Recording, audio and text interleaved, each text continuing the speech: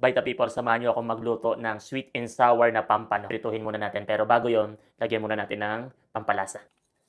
Painitin muna natin to bago lagyan ng mantika. Habang hinihintay natin maluto yung prinito natin pampano, magtitimpla muna ako ng First Vita Plus Dalandan Premium.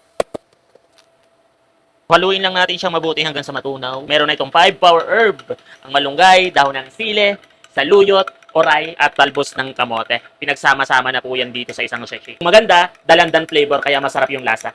Inumin na natin.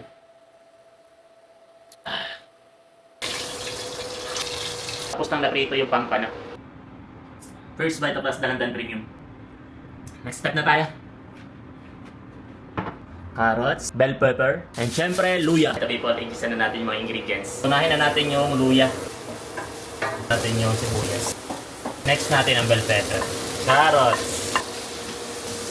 Luto na ang ating sweet and sour pampano. Ito people, tara kain tayo. O, tingin.